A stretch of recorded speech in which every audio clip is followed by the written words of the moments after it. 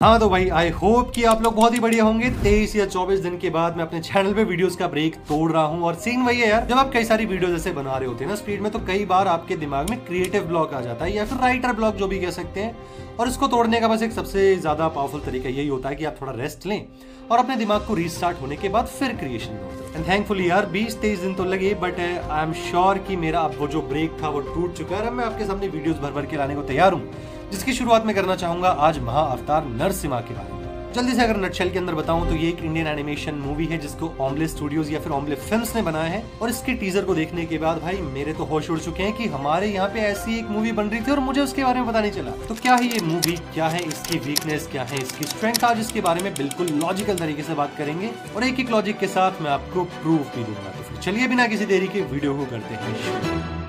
तो कॉन्टेक्स्ट के लिए इस ट्रेलर का नाम है महाअवतार नरसिम्हा और ये मूवी है जो कि होमले फिल्म्स बना रही है। अब ये वही सेम स्टूडियो है जिन्होंने सालार और केजीएफ की दुनियाएं बनाई हैं। और सबसे अमेजिंग बात इस मूवी के बारे में ये हो सकती है कि ये जो है ना वो एंशिएंट इंडियन इतिहास के ऊपर बेस्ड है। और जैसे कि आप जानते हो, मैं भी कई सालों से कई वीडियोस के अंदर ये बात कह चुका हूँ कि हमारी जो एंशिएंट इंडियन हिस्ट्री है ना, इसके ऊपर अगर सही तरीके से बढ़िया एनिमेशन का इम्प्लीमेंटेशन हो जाए ना, तो फिर ये हर एक रिकॉर्ड को तोड़ने का पोटेंशियल रखता है। और इसीलिए इस टीजर के बारे में जो मेरे ओपिनियंस हैं, जो मैं इसके स्ट्रेंथ और वीकनेसेस को देख रहा हूँ या समझ रहा हूँ,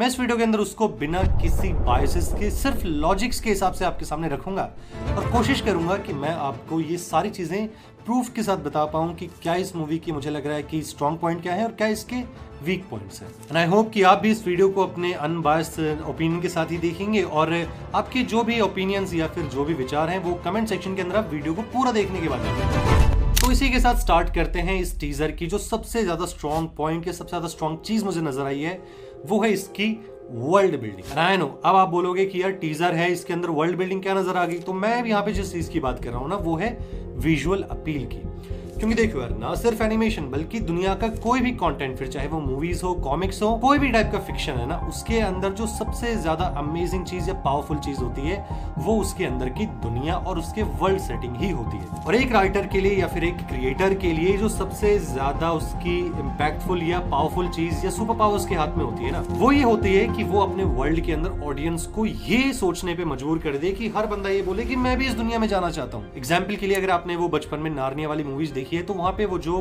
भाई बहन होते हैं वार्डरोब के अंदर जाके नार्निया में एंटर करते हैं, आई एम श्योर कि बचपन में हर किसी ने सोचा होगा मैं भी ऐसे नार्निया में घुस जाऊं। और नार्निया से अगर आगे बढ़े तो फिर हॉगवर्ट्स के अंदर तो आज तक लोग जाना चाहते हैं। और वो हुआ इसीलिए क्योंकि उस दोनों मूवीज के क्रिएटर्स ने, यानी कि उनकी कहानी के अंदर की जो दुनिया है उस पर इतना ज्यादा उन्होंने फोकस किया कि लोगों को उसके अंदर अनइमेजिनेबल इंटरेस्ट पैदा हो गया। और किसी भी फिक्शन के अंदर जो वर्ल्ड होता है उसको एस्टेब्लिश करने के दो ही तरीके होते हैं, जिसमें से पहला तरीका होता है उस वर्ल्ड के अराउंड या फिर उसके बारे में जो भी लोर है, और दूसरा उसकी विजुअल अपील। और इसीलिए महाअवतार नरसिम्हा की जो टीजर है इसको देख के ऑब्वियसली हम इसके लोर के बारे में तो पता नहीं कर सकते,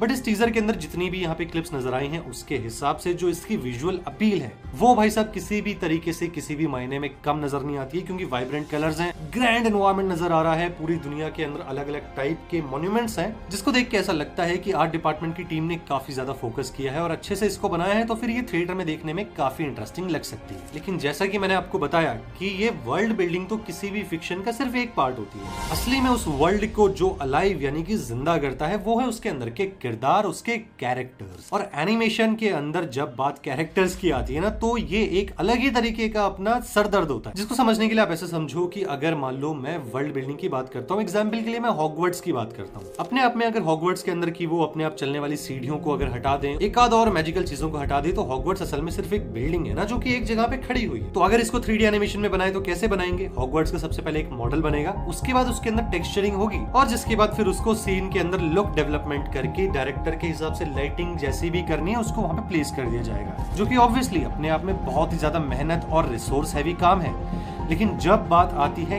कैरेक्टर्स की, तो कैरेक्टर्स के अंदर इन्वॉल्व होता है मोशन, कैरेक्टर्स के अंदर इन्वॉल्व होते हैं हेयर्स, उसके अंदर इन्वॉल्व होते हैं क्लोथ्स और साथ में ही इन्वॉल्व होते हैं वो सारे एलिमेंट्स जिसके साथ वो कैरेक्टर इंटरेक्ट करेगा, फिर चाहे वो कोई तलवार हो, उसके कपड़ों में लगी कोई बेल्ट हो। और एनिमेशन की दुनिया के अंदर ना एक बहुत ही पुरानी कहावत कही जाती है कि जो भी चीज मूवमेंट में है वो चीज आज नहीं तो कल ब्रेक डाउन होने की बहुत ज्यादा रिस्क में रहती है। एग्जाम्पल के लिए अगर आपके कैरेक्टर्स के मान लो बहुत ही लंबे बाल हैं तो फिर उसको बनाने के लिए आपको हेयर सिस्टम यूज करने पड़ेंगे, जिसको मैनेज करना बहुत मुश्किल होता है, जिसको की बनाना बहुत कॉम्प्लेक्स होता है और वो ब्रेक डाउन भी होने के चांसेस रखता है। इसके साथ ही अगर कैरेक्टर्स को कपड़े पहनाने हैं तो फिर यहाँ पे क्लोथ क्रिएशन के टूल्स यूज करने पड़ेंगे, जिसके बाद इन सारी चीजों को मिलाकर फाइनल एनिमेशन तक इन सबको लेके जाना और उसके बीच में कोई भी बग या फिर ब्रेक डाउन ना हो जाए, इसका भी पूरा ध्यान रखना।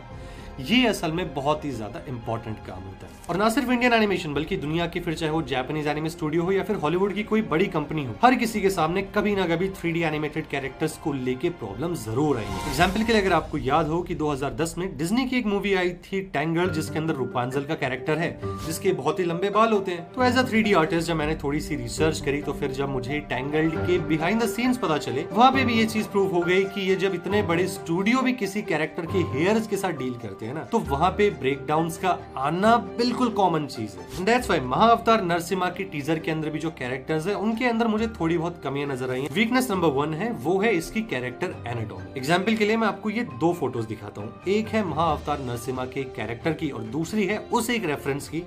जिसका की यूज हम 3D आर्टिस्ट स्कल्पटिंग के दौरान करते हैं। और यहाँ पे आप देख सकते हैं कि महाअवतार नरसिम्हा के कैरेक्टर में जो बाइसेप्स एंड ट्राइसेप्स हैं वो जो है वो रियल ह्यूमन एनाटॉमी के हिसाब से मैच ही नहीं करते। और एनाटॉमी को तो एक बार को फिर भी देख लिया जाए, उसको ये कह सकते हैं ना कि यार ये ज्यादा रियलिस्टिक की तरफ डायरेक्टर जा ही नहीं रहे थे, ये सेमी रियलिज्म में जा रहे थे, तो वो चीज एक बार को फिर भी दबाई जा सकती। लेकिन जो दूसरी वीकनेस यहाँ पे है वो है कैरेक्टर के मूवमेंट और स्पेशली उनके फेशियल एनिमेशन। फिर चाहे वो इस वाले सीन के अंदर ये साधु टाइप कैरेक्टर जो बोल रहे हैं, इसके फेस के ऊपर आपको अनकैनी वाइब आती है, और साथ ही में जो गार्ड्स का मूवमेंट है या फिर जो कैरेक्टर एक हथौड़ा मार रहा है, इसका जो एनिमेशन है